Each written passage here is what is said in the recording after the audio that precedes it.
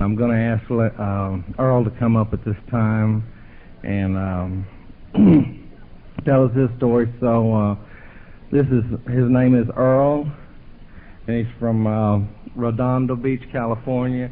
And I'd like to everybody give a warm round of applause and a Cajun welcome to Earl. Thanks, buddy.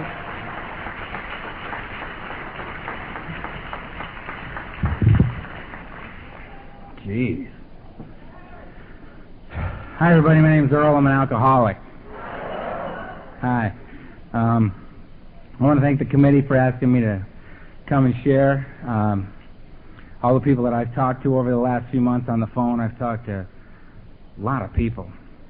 Evan, Yogi, Pascal, a few others, I think. And I particularly want to thank Pascal for driving me around. He picked me up at the airport, brought me back here.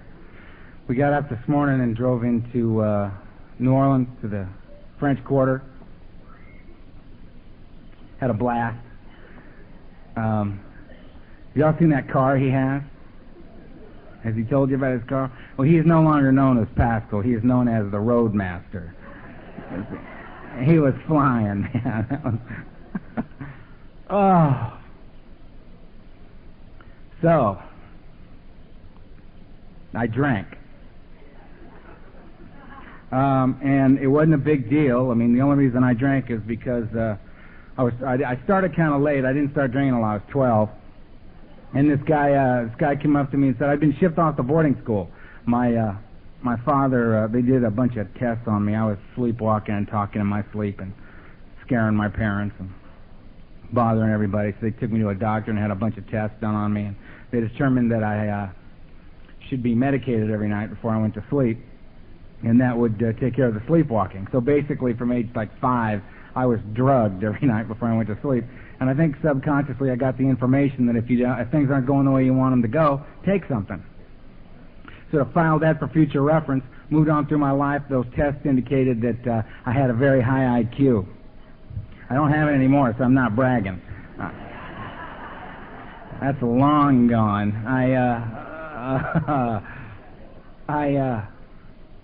And when I was 12 years old, my father decided it was time for me to become a man, so I got shipped off to boarding school. And I remember being driven to this place, and I didn't even know where we were going. Just everybody was in the car, and we were driving somewhere. And we went to this, drove for hours, and ended up at this place. And I got out of the car, and my father got out of the car, and he put a suitcase down next to me, and he said, "This will make a man out of you." And then he got back in the car, and everybody left. And the feeling was that I'd just been thrown away, and I had absolutely no idea why. I mean, it scared the hell out of me. The fact was I was being given an opportunity for a wonderful education. But I don't deal with the facts. I deal with the feelings. That's just who I was from the gate. So what I felt was that I'd been thrown away. I was terrified of everything and everybody. I was 12 years old. I had no tools for living. Turns out I was the youngest and the smallest kid in the school of 250 young boys, and they had scoured the earth to find 250 of the most disturbed young men they could find, and they put us in this school together. And I fit right in. And I met Tiny the first week I was there. Every school's got a guy named Tiny.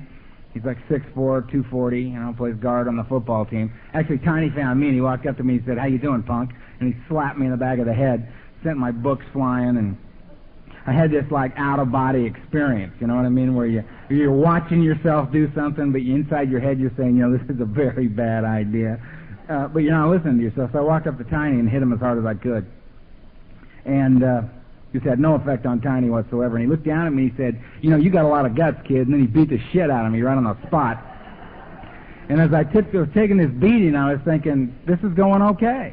This is all right. I know about beatings. I know how to take a beating. What was more important to me was that I was terrified of this guy. And he had just said, "You got a lot of guts." So what I was my first tool for living, violence. Violence masks the fear. If I'm attacking you, it doesn't occur to you how frightened I am. It occurs to you that I'm attacking you. So we go right over the fear thing. And that's what I wanted to do. I just didn't want anybody to know how afraid I was. So word spread around this campus in like 30 minutes, right? And watch out for this little Hightower kid. He's a maniac. He attacked Tiny.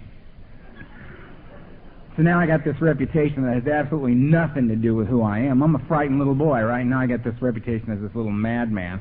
And so the cool guys started coming around, and Matt and Steve swung by. And Matt came up to me and he said, do you want to smoke a joint? And I said, well, yeah, I do. And I had absolutely no idea what he was talking about. I didn't know what that meant. But what I heard is that, do you want to hook up with us? And as far as I could tell, I was alone in the universe. I needed to hook up now. And it wouldn't have mattered what he said. He could have said, listen, we're going to go kill the Spanish teacher. Do you want to come? I'd have said, yeah, I'm with you. So I hooked up with Matt and Steve had a Tupperware container full of cheap red wine, and Steve had this joint. We went behind the dormitory, and two 13-year-olds and a 12-year-old standing behind the dorm, staring at each other. And Matt fired up the joint and handed it to me, and I just did what he did and handed it to Steve. And Matt took a pull on the wine, and the wine came around. I took a pull on the wine. I went around. I was standing there staring at these two guys. They have no idea why we're here, why we're doing this. And all of a sudden, man, it happened. Just the magic happened. It's just that feeling went down into my shoes and came up over me, and for the first time in my life, I knew everything was going to be all right. I was comfortable standing where I was standing, doing what I was doing with the people I was doing it with, and I had never felt that way in my life. I always knew something was terribly wrong, and that I was a big part of that. And I didn't know what it was. I didn't know if it's this pot, it's this wine. Maybe it's my two best friends, Matt and Steve, that I've known for 15 minutes. Maybe it's these guys that I just love dearly all of a sudden, and I felt this strong connection to. It didn't matter. I just decided I'm going to do this every day, no matter what. And why not? There was no big price to pay for getting high in the beginning. There's no big price to pay. I felt more comfortable than I'd ever felt in my life. The magic was there. I got up the next morning, took a couple of aspirin, went to school, went to class. No price to pay. Unfortunately, that changed dramatically over the next few years. So I did that. I drank on a daily basis for the next 16 years, and I drank no matter what. In my neck of the woods, I'm from Los Angeles, California, and they got a thing they tell newcomers out there. This is just an opinion of mine. They tell them, just don't drink. Me personally, I think that misses the point entirely. If they'd have told me when I came to Alcoholics Anonymous, Earl, just don't drink no matter what, I'd have left. If it was that simple, if I could just not drink no matter what, I guarantee you I wouldn't be here tonight. What the hell for? I'd be home having a weekend, channel surfing, going to the movies, doing whatever I felt like doing. I'd be hanging out, living my life. I just wouldn't be drinking no matter what. I'm the flip side of that coin. I drink no matter what. Given a good reason, I don't stop. That's the difference between me and the problem drinker. Problem drinker, you give him a good reason, he can actually stop. Me, I blow right by real good reasons. And I'm not talking about subtle little reasons, you got to pay close attention or you might miss it kind of reasons. I'm talking about right in your face, big as life, can't miss it reasons. Drinking is a bad idea, you shouldn't do it. Problem drinker gets another drunk driving charge and goes before the judge, and the judge says, I'm sick of seeing you. You know what I mean? I see you one more time, you're going to do a year. We're not going to talk about it. We're not going to discuss it. You're doing a year. Problem drinker says, I want to go to jail, and actually stops drinking and driving. Me, I start wondering what it's going to be like in jail, because I know I'm going. I'm going to jail. He just told me. Next time I see you, you're going to jail. All right, Your Honor, I'll go to jail next time. And on, examples. But that's the way it was for me. 13 was pills. I got into pills, any kind of pills.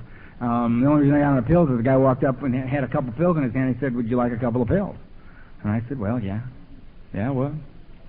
Took a couple of these pills. And 20 minutes later, I was laying on the floor, and I was very happy down there. I was just laid out on the floor. I was very comfortable there. And when he walked back in, I said, oh, what was that? He said, those are Tuinol. I said, all right, I got to remember that. So it was any kind of pills. Tuinol, Seganol, Placidil. Whew. Little identification now right over there. Yeah. The last time I kicked Placidil, I don't think I said a word for 2 weeks. It just come into my, how you doing, Earl? That was bad. 14 was psychedelics. The only reason I did psychedelics was because I was on a 10-hour pass in boarding school, and I was seeing this girl, Debbie. Debbie was an older woman. She was 15 and a half. And she said, you want some acid? And I said, well, yeah. And she took out a lipstick tube and popped it open and spun the lipstick up, and there was this little tiny pill on the end of it. So I just took it off and popped it in my mouth and swallowed it. And she said, "Did you take that whole thing?" I said, "Well, of course I did. It was a very tiny little pill, and I'm used to these horse caps. I mean, she said, that's 3 hits of white lightning." Yeah.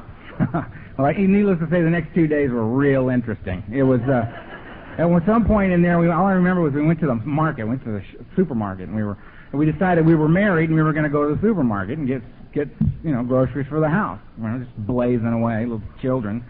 And we were going down the aisle, and I looked over at her and I said, "Are we married?" She said, "Yes, we are." I said, "Do we have children?" She said, "Yes, we do." I said, "Then we're going to need these diapers right here." And I blacked out right about there, so I don't know really what went on from there. But about 650 acid trips later, I got classified legally insane by the military. But that's a whole other story. 15, I started shooting dope, and the only reason I did that was because this woman walked up to me and said, "Would you like me to stick this in your body?" And I said, "Well, yeah, I would." And I did one of these. So she did, and I did this. And as I was going for the table, all I remember thinking was, "Oh, yeah. This'll work. I like this." If somebody come up to me at that point in my life and said, "Can we get you anything, Earl? Do you need anything?" I said, "No." "Do you have any dreams or hopes or aspirations, any goals of any kind?" "No." "There's nothing at all you'd like?" I said, "Well, maybe you could send her back around here again, do that again." That's about as far as I could see.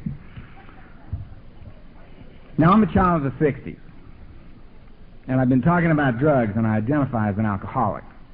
And the reason is this. I'm a child of the 60s. What we were focused on was the drugs.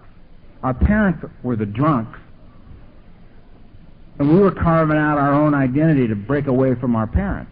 We weren't going to drink ourselves to death like they did. We were going to kill ourselves in a whole new way. We were focused on the drugs. But I'll tell you this, and this is in retrospect, and this is the result of my inventory work. The drugs would come and go, and we were focused on those because we wanted to be hip, we wanted to be the bad boys, we wanted to terrorize our community and do all those lovely, wonderful, socially acceptable things that drug addicts and alcoholics want to do.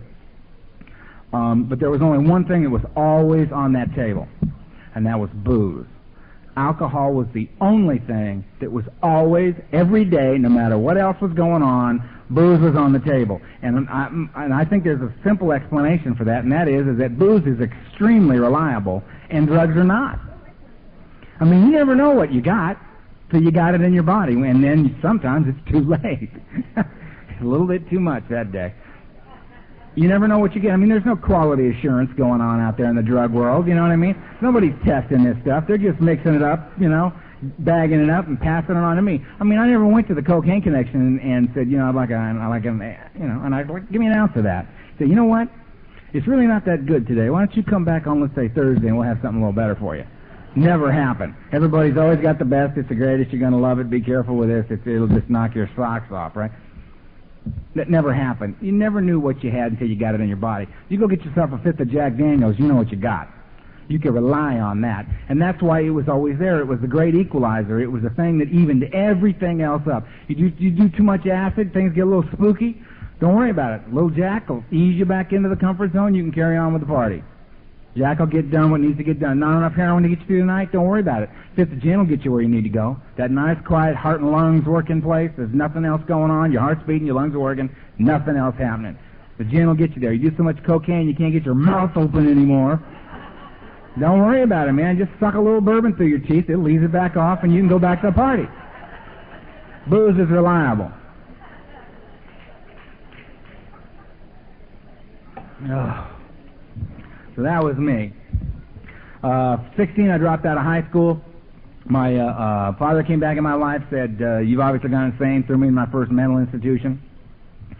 They signed me up for 3 months of observation and a year of rehabilitation. I tried to escape from there. I failed. I mean, I was sitting having lunch with this woman. I always had lunch with this same woman in the nut house. Her name was Kilday. She couldn't possibly still be alive, so I'm just Kilday. And Kilday was real easy to wind up. You know what I mean? You just ask her a couple of questions, she'd just spin like a top and just. So she was fun. Every meal was like dinner and a show. You know what I mean? You get your little tray, and ask Kilday a couple of questions, he'd just snap, and you'd watch Kilday flip out while you had your lunch. So Kilday was going to be my big diversion, you know what I mean? I was going to sit with Kilday, and I was going to flip her out in that direction, and I was going to blow out of there through that door. But I'd been doing the 3 cups of pills a day and getting the shot every day, and just shuffling around this place for weeks, and I didn't know, that things weren't as they appeared to be. So when I flipped Kilday out and sent her that way, and everybody ran to get Kilday, I got up out of my chair to haul ass out that door, and I was moving like this.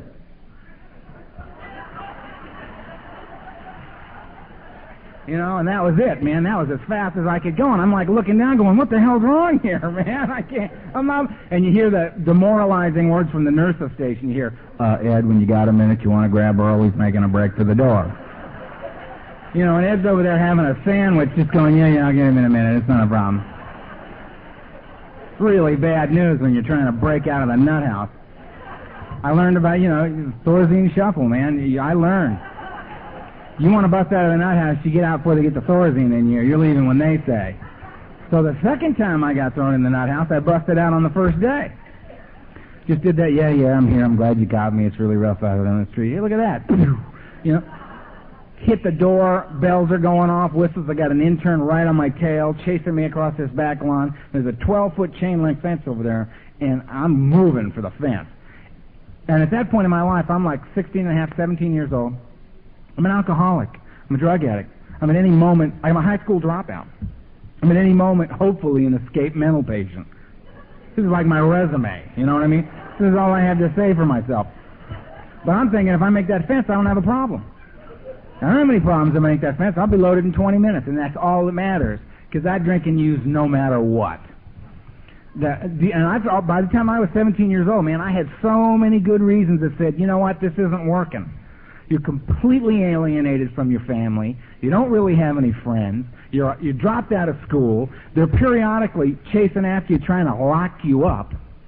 This doesn't add up to a good start in life. It just doesn't add up. None of that meant anything to me, because the only thing that killed the fear inside me was alcohol and drugs. That's what I needed. I needed that stuff in my body just to even up and leave the house and be out in the world, have a conversation with another human being. I didn't get how people did what they did. I went underground early, and I stayed there for a long time.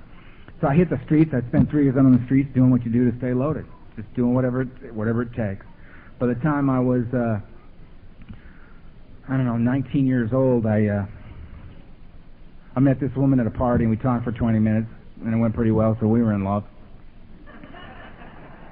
Rosemary is a nice woman. And I said, and we hooked up, and I said, I don't really know how to do anything. I don't know how we're going to make this thing work. So I went on an interview to a very good business college in Northern California, and I got accepted based on the interview. And I didn't even have a high school diploma. Now all of a sudden I got accepted to college, right? So I go to my father and I said, listen, I got accepted to college. Don't ask. You got me a check for the year's tuition, and I'm out of here. And he said, beautiful. Wrote the check. So we piled all our belongings and 8 pounds of hash in the back of this truck and drove to Northern California to higher learning. And we set up shop, got a little apartment up there by the railroad tracks. And I was going to college during the day. I gave them the year's tuition right up front and said, transcripts are in the mail. They said, no problem. I started going to college. During the day, I was going to, got my high school equivalency done at night, get those transcripts in, and became a drug dealer. I didn't know how to do anything else. I didn't know anything about anything else. And on top of that, I had no morals. I had no ethics. I had no honor. I didn't know anything about any of those things. I wasn't a friend. I wasn't a son. I wasn't a brother. I wasn't any of those things.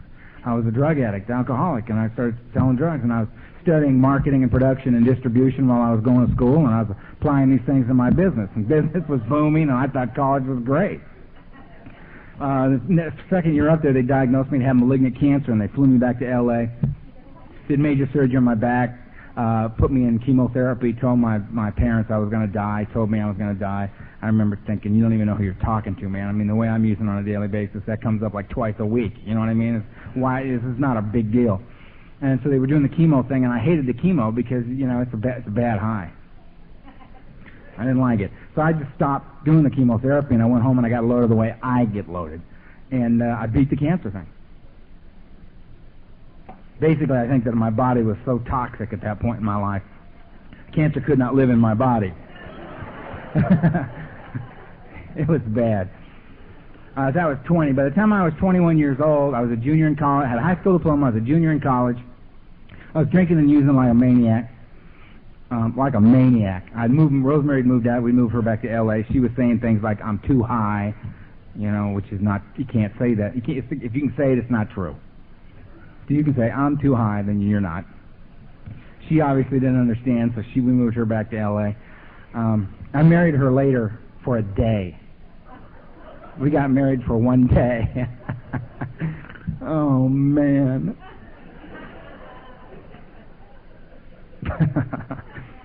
So, anyway, I had a junior in college, high school diploma, editor-in-chief of my college newspaper, got accepted to go to USC Law School, early acceptance, go to law school. I mean, I had my ducks lined up pretty good, but I was using like a maniac. I was drinking all day, every day. And I got a call from my mother, and she said, listen, we haven't been anywhere as a family in 10 years. We'll go anywhere you want to go. Let's just go as a family, crying, begging me to be a part of this family. And I said, yeah, all right, fine. So I flew back to L.A., and we took off to fly to Guadalajara on November 7th, 1974. And on the way there, the plane crashed. And my mother, my father, and my little sister were all killed. And I wasn't. And I woke up on a mountain in Mexico, and my skull was fractured, my back was broken in 3 places, my leg was crushed, my arm was crushed. I had a lot of internal injuries. I was paralyzed from the waist down, and I was awake. And I laid there and I watched them all bleed to death right in front of me, and there was nothing I could do about it. And I looked up at, the only thing I could move was my right arm, and I was banging on the ground with my right arm, and I looked up at God, and I had a little chat with God, and I said, you know what, I'm going to get off this goddamn mountain, and I'm going to show everybody in the world how angry I am, because I have no interest in a God that would take a loving, kind, gentle girl like my little sister Kimberly and leave a lying, cheating, thieving, useless, dope fiend alcoholic like me on the planet. There's no justice in it, and I want no part of a God that would do such a thing. Kill my mother and my little sister and leave me. It made no sense. I knew I had no right to be on the planet. I had no right to be alive. But I was angry. A little while later, some guys came up and scavenged the plane crash and got my wallet out, took my money, threw my wallet back on my chest, and then left me up on the mountain to die. They left me there. So I had no interest in you either. So you and God were off the list. I had no interest in any of you. I'd never really been any good at being in the world anyway. You know what I mean? I was always self-centered and frightened and fearful and not knowing what to do and having to be a little bit anesthetized or a lot anesthetized every day so that I could just function in the world and be around you and act like I had a clue what was going on when I never did. So I was out of the game. And I just kept banging myself on my side with my arm because it hurt so bad because I was all busted up. But the pain kept pulling me up out of the shock because I figured if I shocked out I was going to die. And quite a while later, some other guys came up and they hauled me down. And they took me down to the Mexican Red Cross station and they tagged my right toe and they sat down and lit some cigarettes and waited for me to die, which I wouldn't do. And so they finally took me to the hospital, and because of some other things we don't need to get into right now, the federales showed up right away. And they interrogated me for 3.5 days, round the clock, nothing for pain. And finally, when they figured out that what they needed to do was just get me out of the country, they plastered me from the neck down and shipped me back to the States, and I spent a long time in the hospital getting my Demerol, maximum shots of Demerol every 3 hours around the clock till they keep me out. So I left the hospital on a cane with a brace, and they had told me I was probably going to have a withered left hand, probably wouldn't walk, and be blind in my left eye, and none of those things are true. And I worked real hard to make that happen because I didn't want to show you any weakness. I didn't want you to know anything about me. I didn't want you to see anything about me that you might perceive as a weakness of mine, because I was an angry little alcoholic son of a bitch, and I wanted you to see that anger, and I wanted you to feel that anger. And I got out of that hospital, and I went on my last run, and it lasted for 4.5 years. I got a lot of money out of the plane crash, and I went for it. And I had a house in Bel Air, California, big Spanish hacienda up on the hill, and a bunch of cars, and a barrel full of cash, and a basement full of booze, and another room full of drugs, and we threw a party, and man, we went for it. And it got pretty nuts. I mean, anything we could think up, we did. And blackouts were the normal fare.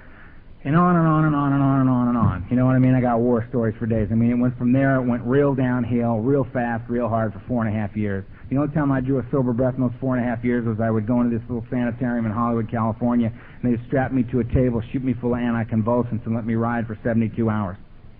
150 cash on the barrelhead. And this was like, we were in a hospital. This was just a little joint somebody set up. And at the end of 72 hours, they'd just send you home or to the morgue, whichever was appropriate. And I'd come crawling out of there swearing I'll never drink again as long as I live. I can't take it. My ass is kicked. I cannot do this. And they'd say to me, you be a good boy and don't drink anymore, Earl. And I'd say, yes, ma'am, I will not be drinking anymore. I can't do it. And they'd give me back my wallet, my car keys, and my gun, and my bottle of Valium, and I'd shake on out to the car, and I'd sit down, and I'd think, well, I need to get rid of these shakes. I can't drive very well, so I'd take 40, 50 milligrams of Valium. And then I'd come to in a bar somewhere 2-3 days later, having no idea how it happened. I'm that guy in the book pounding on the bar. How did this happen? How did this happen again? I did not intend to do this. And it just kept going and going and going. By the time I threw up my hands for the final time, I was 28 years old. I was 215 pounds. I had hair out like this and a beard out like this. I was yellow. I was psychotic. I do not use the term loosely. I had broken 75 bones. I had over 700 stitches in me. I'd been stabbed twice, shot at, fighting, just a crazy person. And I was looking for somebody to kill me, and we're pretty durable, so they were missing the mark by inches on several occasions. And both my hands were broken, and I'd been in the last of hundreds of blackouts. And I had a moment of clarity, and my moment of clarity was I don't want to die. When it came right down to it, where there's nothing left to do but die, I didn't want to die. And I raised up my two busted paws, and I said, help. And they took me to an emergency room, and they pumped my stomach, and they said, get him out of here, he's going to die. This guy's pathetic. And they took me in the ambulance to another place. They kept me 5 days. I got worse. They said, get him out of here, he's going to die. And they took me by ambulance to another place, and they kept me for 12 more days of detox and then 30 days of rehab on a free bed. And I came out of there as crazy as I've ever been in my life, and I came out of there with one piece of information, and that was if you drink again, you're dead. And I ended up in a meeting of Alcoholics Anonymous, and I did not come here because I wanted what you had. I had no idea what you had. I just knew I couldn't live with what I had anymore. It was over for me. When I got here, my family was dead. I had no friends. I had no place to live. I had no money. I had a box of clothes. I had broken everything in my body. My spirit was crushed. I did not have a relationship with another human being on the face of the earth, and I had no relationship with God. I was completely and utterly alone in the universe. I knew it, I felt it, and I didn't know how to be any other way. I had no tools for living that worked. And that, for me, was the only way I was going to get here. I wasn't going to get here with one thing working in my life. Not one thing. And all I knew was that if you drink, you die, and Alcoholics Anonymous is where people go when they don't want to drink and they don't want to die. So I came. And I sat in the back with my arms folded, with my best tough guy look on my face. So if you're sitting in the back with your arms folded, with your best tough guy look on your face, and you a badass, God bless you. Welcome. You're in the right place.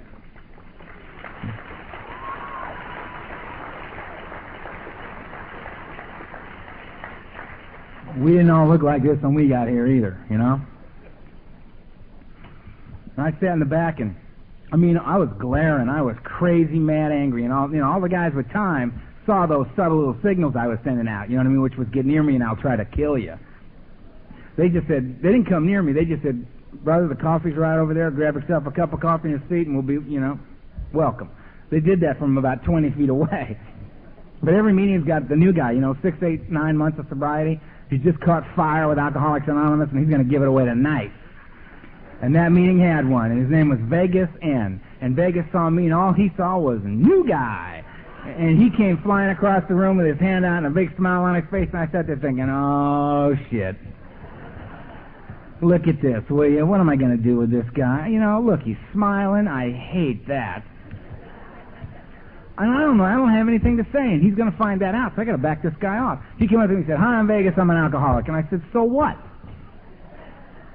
Me too, man, and it ain't exactly the highlight of my life. I don't know what you're so goddamn happy about. Get away from me. And he looked at me and he did that newcomer thing, you know what I mean? He did, oh man, they do this in my neck of the woods. I don't know about you people, but he gave me that real knowing look. And a couple guys kind of stopped right there and kind of looked, oh, he's going to do it to him. And I looked up like, what? And he looked at me and he said, keep coming back. Oh man, I was thrilled to hear that. I said, great, thank you. Let's review this here a minute, Vegas, all right? You've given me this big look like you're about to lay this thing with deep spiritual significance upon me, and it's keep coming back. I don't get it. I do not see the deep spiritual significance of this, but clearly you and these bozos behind you think this is a pretty heavy statement. So am I wrong in saying, you all know what it means, I don't. I'm the loser. You win. I feel much better now. Thank you very much, Alcoholics Anonymous. That's of tremendous import to me. I won't even think of drinking tonight. I'll just think, well, I'll keep coming back, whatever the hell that means. I hated that. I hated it. And then that means they said, one day at a time, keep coming back. They said all that kind of stuff over my head. Man, I had no idea what these people were talking about, why this was such a big deal. And I'll tell you what, if you're new, I got a suggestion for you. The next time somebody walks up to you and says, hey, keep coming back, or one day at a time, partner, or my personal favorite, hey, just turn it over, all right? They do that to you, step up to the plate and say, excuse me, but I don't understand the deep spiritual significance of that. Would you mind expanding on that for me a little bit? Well, if they tell you, if there's my neck of the woods, if they tell the truth, about 80% of them would have to say, you know what, I don't really know what the hell that means either, They said it to me when I got here, and I've been saying it to people since I've been here, I said, I don't know, but there's a guy over there that reads the big book, Alcoholics Anonymous. Why don't we go ask him? Maybe he'll know. So just step up to the plate. Anyway, just an opinion. Another alcoholic with an opinion. That's shocking, huh? So I ended up in the back of the rooms, and this old-timer got up. He was 65 years old. He was a Skid Row bum. He was an ex-boxer, and he was a wino. I immediately noticed those are things I am not, because I am excellent at spotting the differences between you and me immediately. I don't look for the similarities. Never did. I do now, but I didn't then. And he got up and he said those things, and I thought, you know what, I'm none of those things. Man, this guy's got nothing for me. I was very good at that. I mean, but before I got here, man, if you're a woman, you don't know about me. You black, gay, Hispanic, you come up in something else. You don't know about me. You're 5 years older, 5 years younger, you don't know about me. You come up in another time, another thing. I spot the difference between you and me immediately. I got so good at circling those wagons as tight as I could. By the time I got to Alcoholics Anonymous, it was, if you're not Earl, you don't understand me. I just knew nobody understood me. That terminal uniqueness that is not unique with me. Luckily, Alcoholics Anonymous has robbed me of all of that. If you're in this room, you know all about me. You know all about me. You know everything you need to know about a guy like me. So anyway, the beauty of that moment was that if I had anywhere in the world to go, I'd have gone right then. But I didn't have any place else to go. There was nowhere to go. What was I going to do? I mean, when I got to Alcoholics Anonymous, if they'd have said, you know what, you should go to a meeting a day, and our meetings are from noon to midnight. We have 12-hour meetings every day. There'd have been no conflict in my schedule. Yeah. I didn't have a job. I didn't have family. I didn't have friends. I didn't even have a place to live. I mean, I was homeless and didn't know it. And he got up and he changed my life. He got up and he shared two things that blew my mind. He talked openly and honestly about his feelings as a man, and I had never heard anybody do that before. And I got to sit back there with my arms folded, looking like I hated this whole thing, resenting the whole deal. But inside I just kind of went, wow. And then it was like he looked right at me and he said, I don't care whether you like what I got to say or not. You don't like what I got to say? Go to another meeting. I loved that. I love that, man, because it made it clear to me this guy's not selling me something. He's sharing it with me. He's not selling it to me. He's sharing it with me. If I want it, I can have it. If there's something there I can use, take it. If not, go to another meeting, and eventually you're going to hear somebody else say something that you can use in your life. And that blew my mind, and I thought, you know what, this is cool. I'm coming back. And something happened right there that changed my life. And what it was I am a low-bottom, hope-to-die, dope fiend alcoholic. And I came here a broken, soulless, hopeless individual. And that guy shared that night, and a little light of hope went on inside me. And I had hope for the first time that I could ever remember. And I thought, I'm going to go back. Maybe there's a way a guy like me doesn't have to go back and dance with the beast anymore. Maybe I don't have to go back into madness. Maybe I can stay here. And I came back, and I kept coming back. And I've been coming back every single day since November 6, 1980. And that's what's amazing about that to me is that I cannot stay sober. I cannot stay sober. But we can. We can. So I hung with you like my life depended upon it, because it does. And little things started to happen. They said, get a sponsor. I said, what's a sponsor? You know, I never was nice or polite about anything. I never talked in Alcoholics Anonymous. I sat in the back all the time, and I never took a chip. I didn't take a cake until I was 3 years sober. I didn't open my mouth in Alcoholics Anonymous until I was 2.5. The only thing I did was I got a sponsor and I did everything he told me to do. And I told him everything he told me to do was a bad idea, a lousy idea, and I didn't understand why he was making me do these things. I got a vicious sponsor. I got an absolutely remarkable sponsor. One of the greatest examples of Alcoholics Anonymous I ever met in my life. That man saved my life because he was Alcoholics Anonymous to me. He was the only human being on the face of the earth I trusted for the first 2.5 years that I was here. I didn't trust anybody. I didn't talk to anybody. I'd talk to him and I did what he said. And he just rebuilt me from the ground up. He taught me how to do the simplest things. He went so far beyond what you would expect of a sponsor. It was unbelievable. His name was Donald M. And he was my sponsor up until till July 25th of last year, which was the day he died.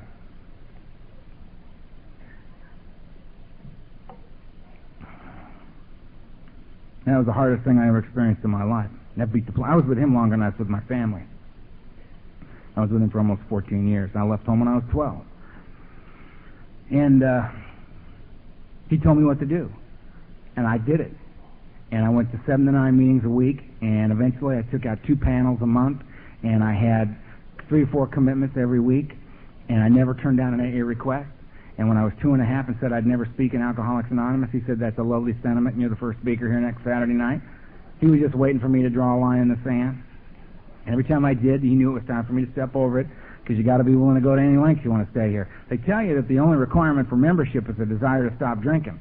However, if you would like to stay, there are a few suggestions that are made in the big book of Alcoholics Anonymous. They're just suggestions. Nobody think of telling you what to do. You probably only react to it the way I would, which is with all the defiance I could muster. And he showed me how to be in the world. He showed me what to do between meetings. He showed me about getting up. He showed me about being responsible. He taught me what a friend was by being one to me. And he just kept me going. He kept telling me, "You're doing beautiful, man. You're doing beautiful. Keep going, keep going." I got 5 years of sobriety. And I came up to him and I said, "Donald, I got 5 years. And you know what? It's been a pretty easy 5 years, hasn't it?" And he just burst out laughing. He said, "Earl, you have had the most hellacious time hanging on to this program. It's been horrible." He said, "But I guess in comparison to what you went through to get here, it wasn't that bad of a deal." He said, "But I got to tell you, Earl, if you'd have known how destroyed you were when you got here, you wouldn't have bothered to come. And we know that about you. You just would have given it up." And I thought, yeah, I guess he was right, because I didn't know about being comfortable standing where you were standing and doing what you were doing with the people you were doing it with unless you were wrecked. I didn't know about having friends. I didn't know about going back to the same place and having people say, "Nice to see you." Just the little stuff that other people took for granted that live out there in the world, I didn't take for granted. I was amazed by those things. I was amazed being able to sit in a meeting and just feel comfortable. Just be comfortable sitting in a meeting, not thinking about this or worrying about that. I mean, I have to remember what it's like to be new.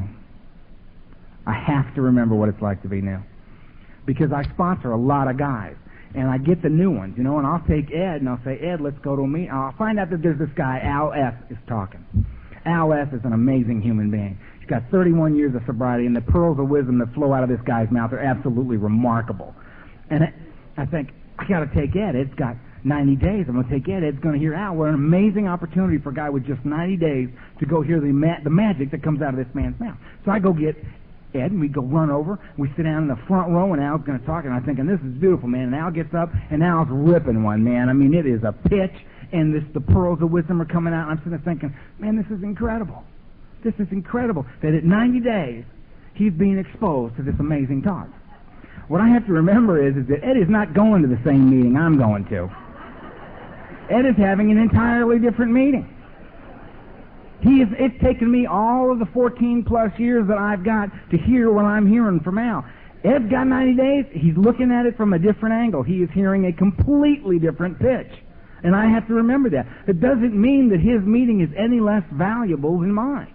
It doesn't mean that he's not getting what he needs. I remember me walking into a meeting at Ohio Street, it's a famous club over in West L.A., where they have a lot of meetings. And I remember me going to my first meetings at Ohio Street, walking up to the building, and what went on in my head as these great speakers were up there doing their thing. I'm walking up to the meeting hall, and it's just, Okay, I found the building. This is good. This is good. We're going to be all right. Okay, just breathe. Okay, just breathe. We're going in. We're in. Okay, now you got to find a seat. You got to put your keys on a seat. Where are you going to sit? Where the hell am I going to sit? I don't know where to sit. This is crazy, man. Just find a seat. There's a guy with a red coat. Sit next to the guy with the red coat. Just spot the guy with the red coat and you sit next to him and everything will be cool. It's fine. Go. Put the keys down. Go outside. Okay, everybody's outside. We'll stand outside. They're ringing a bell. Why? We're all going in. Oh, they're going to start the meeting. All right. Sit down. There's a guy, he's up, he's reading. What's he reading? What is he reading? He's reading chapter something. He's rarely seen something. I don't know. He rarely saw, I don't know. I'm having a little trouble keeping track of this. There's 12 things. He's reading 12 things. There's 12 things I should remember. Remember 12 things. That's good. All right, now we're going to go on. Oh, he's down. I missed that whole thing. I had no idea. It says, rarely saw something and there were 12 things involved. Okay, I'll hang on to that. That'll be good. Here comes another guy. He's up. He's talking. He drank. I drank. This is good. I drank. Yeah, I like that. He's down. I miss a lot of that. He's down, though, and that's good. Here's another guy. He said they're passing a basket. There's money in the basket. Don't take the money. Don't take that money. Don't take the money. Here comes the basket. Don't put your hand. Just pass it by. There it goes. Oh, God, thank you. I didn't take any money. He's hitting the gavel. He's banging the gavel. Everybody's standing up. Where are we going? We're going outside. We're going to smoke. I smoke. That's good. We'll go outside. We'll smoke. I'm smoking. There's the bell again. There's a bell. Okay, we're going to go in. We're in. We're sitting down. There's another guy. He's up with 12 things. Yeah, I don't think these are the same 12 things. They're reading another 12 things. 12 things are for the AA has 24 things. All right, remember that. AA has 24 things. He's down. I don't remember any of that either. Here comes another guy. He's up. He's talking. He drank. I did that. This is good. I did that. I like this. He's down. Something else happened. Here's another guy. He's up. I don't know what he's talking about. Everybody's standing up again. What are we doing? They got my hands. What are we doing? We're doing this prayer. It's the Lord's Prayer. I know this prayer. Say this prayer. I mean, good. And I walk out of the meeting and I think, I've been to a meeting of Alcoholics Anonymous. That was me when I was new. That was the inside of my head. And you know what? That was an outstanding meeting. That was an excellent meeting. I got a lot out of that meeting. Because I went there, I sat down, I didn't hurt anyone, I didn't use any of my tools for living. I didn't drink, use, attack anybody, or run. I didn't do any of it. I sat on my hands and I made it through an entire meeting, and I let some people come up to me and say, how's the meeting, Earl? And I'd give them the newcomer mantra. Fine. Get a lot of that out? Yeah, fine. I did. Now I'm sitting there, now I ought to know better. I went through years of that kind of stuff. And I'm sitting here with Ed, listening to Al, thinking how incredible this is, and we walk out of the meeting, and I say, Ed, isn't that an amazing meeting? Do you believe the things that man understands about being alive on this planet? And you look at me and you go, yeah, it's great, it's fine, it's good. It's just Ed's turn. And I got to remember that and let Ed have his turn, just spinning in a meeting. Because we all sit there and we look fine, and we do that, fine, I'm all right, I'm fine. And we're just thinking the most insane stuff while that's going on. And that's just being new. And I got to remember what that's like for that guy. What I also need to remember is that 6.5 years of sobriety, I was going nuts. Yeah. Short trip, right, lady?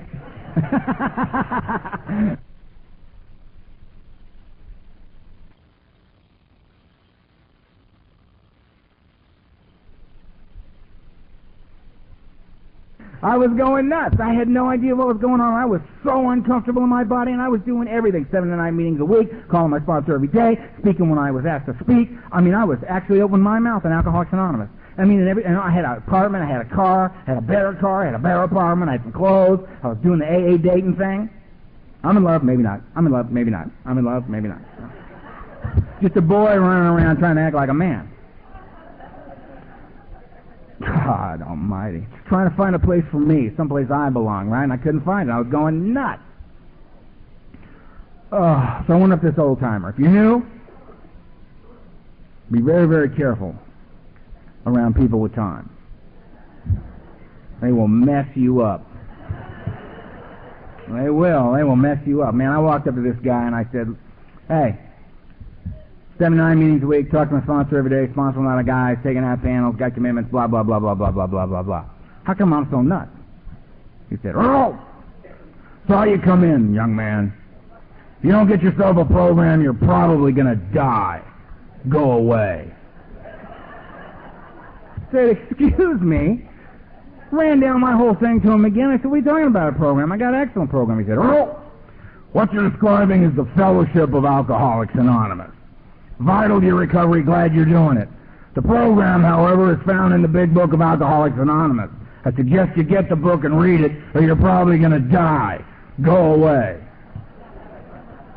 I said, all right, you old son of a bitch. Fine, I'm going to get a book. I'm going to work the steps at that guy right over there. I hate that guy.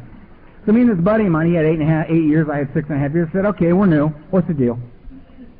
Got the big book. It's a blue thing, about that big. It was news to me.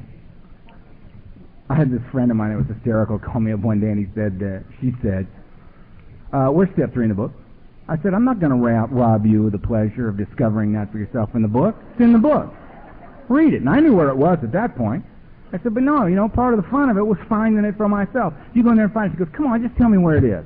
I said, no, go in and find it for yourself. It'll mean more to you if you do it that way. Get used to going to the book to find what you need. And she said, I know. It's in that chapter, We Antagonists, isn't it? I said, yeah, that's the one. Go right in there and find that chapter. And that's what I was like. So we sat down and we got this book, and I said, this is remarkable. There was this, on the cover of the book, there was this circle with a triangle in it, ancient spiritual symbol. It stood for mind, body, and spirit, brought together as a whole human being. And therein lies the balance that I have always sought in my life and never had. Alcoholics Anonymous adopted the symbol of unity, recovery, and service. The unity is the body. I bring it here. I must be with my fellows. I must come to these meetings. And it's an interesting circle about coming to these meetings. When I'm new, I come to these meetings because I have nothing to offer anyone. I have nothing to give anyone. My life is completely bankrupt and of no value in any area. And I come here and I take. And what I take is I take what the fellowship offers me, and I do the commitments. And I do the thing, and it's not because I'm the new guy that I do the commitments. It's because I'm the new guy and they give me the best stuff the program, the fellowship has to offer. They give me the coffee commitment, which is an opportunity for me to get out of myself and be of service to you, something I never knew anything about before I came to AA. I had never thought about anybody but me. Never. But making the coffee, I got to get out of myself and be there for you for your coffee and make sure everything's done right. And on a big meeting on a Friday night, for me, it was about a 4-hour commitment. And while the coffee's getting made, I'd help them set up. And I'd get out of self, the whole damn point of being a service. And when I came back to me, I'd come back with a new perspective and a new understanding and a little bit healthier view of what it's like to be in the world. And I got to learn those things being in the fellowship. The unity was the body. I bring it here. I sit down and I shut up and I listen, like the old-timers told me to do, because what I need is here, not in here at that point.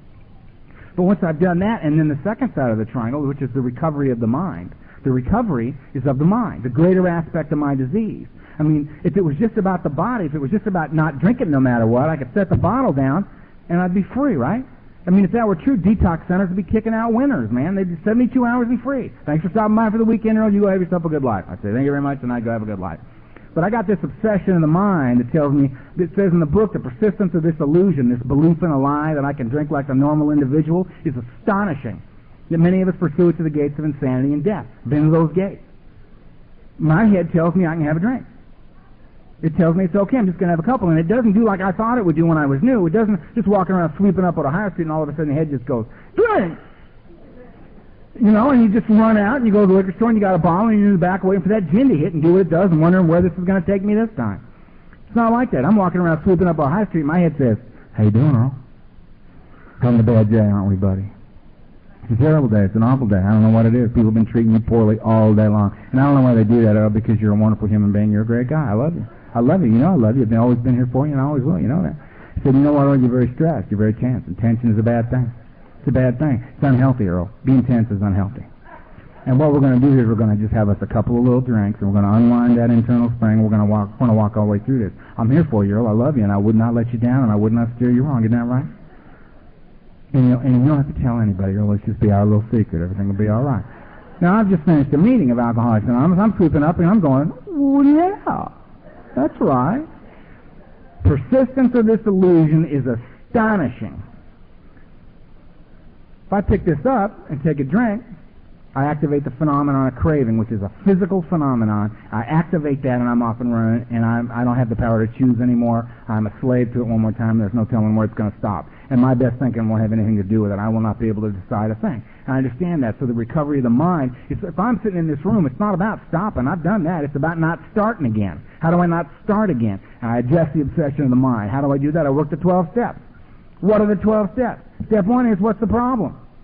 Well, lack of power is my dilemma. Left to my own devices, I drink. And It's an absolutely amazing experience. I got 16 years to tell me that. So if lack of power is your problem, what's your solution? Step 2. A power greater than me is going to have to restore me to sanity, soundness of mind, relieve me of this obsessive thinking. Biggest promise in the book as far as I'm concerned. Well, knowing that, you'll get drunk. What should you do? Well, you better make a decision to do something about it, Earl. Luckily, that's step 3. Got down on my knees, said the 3rd step prayer, made a decision to turn my will and my life over to the care of God. Well, that's what I turn over. Turn that over, my life, to the care of God. Can't kill myself anymore. It's not my life to take. It says in the book, it tells me once you've done that, you better embark upon a rigorous, honest plan of action. It's going to bring about that solution in your life. Because so far you've just accepted your problem, accepted the solution, made a decision to do something about it. Now you've got to do something about it so it will happen in your life. It's the only book I know of that's designed to bring about an experience. So I did this action plan, 4 through 9. Did a 4-column inventory on resentment, fear, and sex.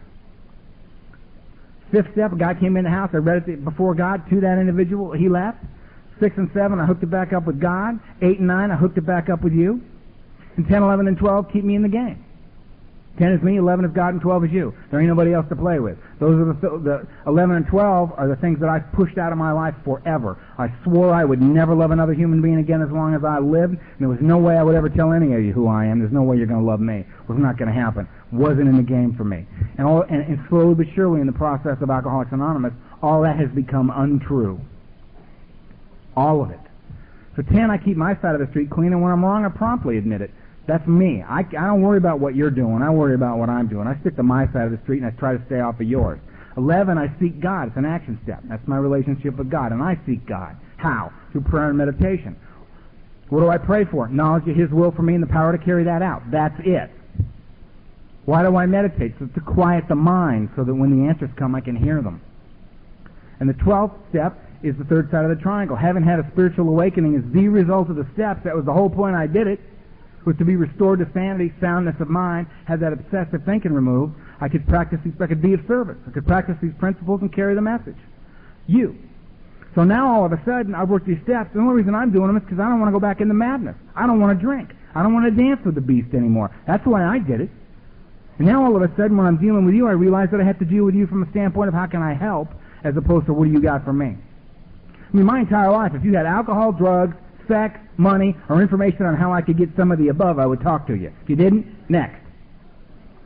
And now I'm supposed to come at you with how can I help. And I don't do that because I'm a good guy. I do that because I don't want to drink. Because I don't want to drink. That's why I do it. I mean, it's amazing in here. I mean, this thing goes so far past not drinking and using. It's unbelievable. It says there's a design for living here, and it really, really happens. Things happen that I didn't plan on, I didn't ask for, I wasn't looking for, I knew I could not have in my life. And I do today. And I do because I keep it clear of purpose in here. I'd say Alcoholics Anonymous for me is about not drinking. It's about staying sober. That's what it's about. Now, people tell me Alcoholics Anonymous is about love, Alcoholics Anonymous is about forgiveness, Alcoholics Anonymous is about acceptance. I disagree. I think Alcoholics Anonymous is about staying sober. If a guy like me is going to stay sober, there's certain actions I must take. It tells me on page 30, the first step in recovery, I must accept to my innermost self that I am alcoholic. That's the first step in recovery. Page 25, it tells me there is a solution to the problem. And I'm not going to like the 3 things it lists that are required for a successful consummation of this deal. And I'm paraphrasing. But I'm close. That's what it says. I got to do these things if I want the big buzz. Now, I don't know about you, but I was a pig out there, and nothing's changed. I want the whole buzz in here. I want the whole buzz. I'm not. Did you ever say out there, no thank you, I've had enough? Did you ever say that? Why the hell would I want to say something like that in here? I want the whole deal. I want to find out what's available in this deal, so I want to do all of it. And if I do all of it, in order to stay sober, I'm going to run into all kinds of love, forgiveness, acceptance, compassion. I'm going to learn things that I knew nothing about living out there like the animal that I was. I learned how to be a man. I don't think Alcoholics Anonymous for the best life I've ever had. I think I'm for the only one I've ever had that's been of any value whatsoever. It's just the way it is for me. I mean, it's hard to express, you know. I was a dead man, just walking around. I didn't know how to be in the world at all. And I'm doing okay in the world now. I'm comfortable being Earl. I'm comfortable standing where I'm standing, doing what I'm doing with the people I'm doing it with. I do things that I know I can't do. I mean, an example of how much Alcoholics Anonymous means to me is that I'm here. Because to get here, I got to get on an airplane. I don't get on an airplane for anything. They scare me to death. I get that airplane starts taking off down that runway, starts to lift off, and that G-force hits my body, and pictures start popping into my head because my brain tells me this is dangerous. You die here. You don't want to do this. Remember this. Remember this. Remember this. Remember this. And some really nasty, ugly stuff goes flying through my head, and the terror hits, and I'm afraid all the way there. And there's only one thing that will get me on a plane, and it's Alcoholics Anonymous, because Alcoholics Anonymous told me you got to be willing to go to any length. So now what happens to me when I get in an airplane, and it isn't, oh my God, I'm going to die. Now I've gotten to the point where, as much as I'm still filled with that same terror, it's like one more time I get to demonstrate for myself that I'm willing to go to any length.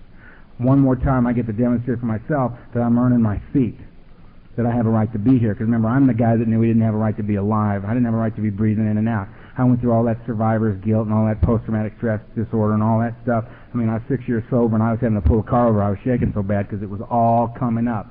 And Alcoholics Anonymous showed me how to deal with that stuff and keep giving my life back to God and keep moving and doing the things that I needed to do. Today, I mean, I have an absolutely remarkable life. I run my own business. I live in a nice place. I do the things that I want to do. I'm having a good life. I'm loving and being loved. I got friends. I have a sense of family. And all that's available to me. And I'm able to take life on life's terms, the good and the bad. In 1994, my wife had a miscarriage, separated and filed for divorce. A guy that I sponsored for 6.5 years, who was like a little brother to me, was murdered. Had to be a pallbearer at his funeral. My goddaughter's mother was murdered, and they cut my little goddaughter's throat.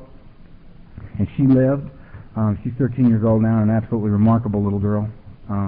And she knows I love her, and she trusts me completely, and she knows I understand where she's at. And we have a beautiful relationship. My sponsor died. Donald died. It was the hardest thing I'd ever been through in my life. I mean, he was Alcoholics Anonymous to me. It broke my heart when he died. And I felt like God broke my heart when Donald died. And you know what? It never occurred to me to drink. It never occurred to me to use. What I did was I recommitted to Alcoholics Anonymous. I was waiting for him to come get Donald's body, and I had another sponsor. And because I had said in my head, I'll never be sponsored by another person. I'll never betray that relationship. And I heard Donald in my head. And Donald said, you'll have another sponsor right now, you little son of a bitch, or you'll drink. And I picked up the phone, I called somebody that I knew Donald loved and respected. And that I knew respected Donald, and I called him up and said, Donald's dead, will you sponsor me? And he said, yeah. He's been very gentle and patient with me since then while we've been going through what we've been going through. And I've realized at this point in my life, at 13 months later, after Donald being gone, I can tell you Donald Madden is alive and well. Because half of the stuff that I said tonight, I learned from Donald. And the guys that I sponsor learn about Donald. Because I sit with my boys and I tell them about Donald. Because we got a path and we got a way here in this big tribe.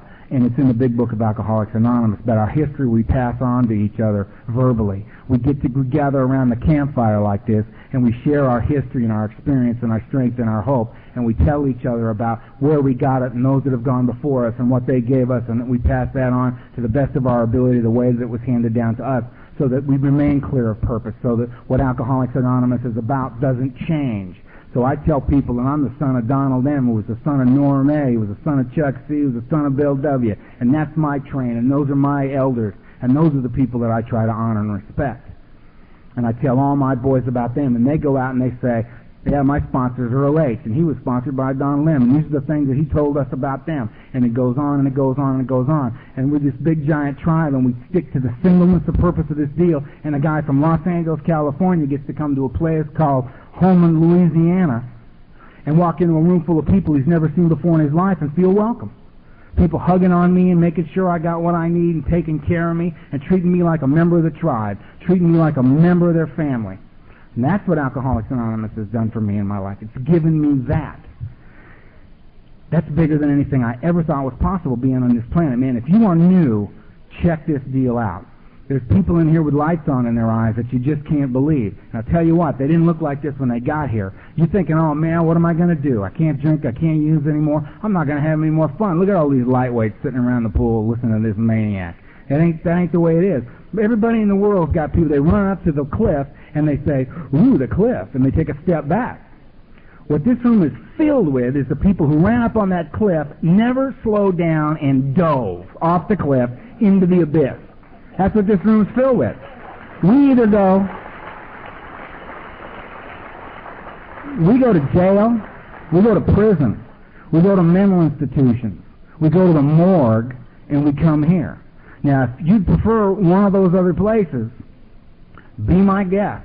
Far be it from me to stop anybody. With my history, I'm in no position to judge anybody about anything. But I suggest that possibly you come in here and check this thing out. And I don't mean hang back and go to a meeting and go, yeah, bullshit, and leave. I mean, check it out. Challenge us. If you're crazy, perfect. Have a seat. If you're so angry you don't know whether you're going to kill somebody else or yourself at any moment, I understand you. Have a seat. You're very welcome here with all those feelings going on inside you. And you know what? If you slip in and out of this program over and over and over and over again, and you come in here and anybody gives you any shit at all, you tell them Earl said, fuck you.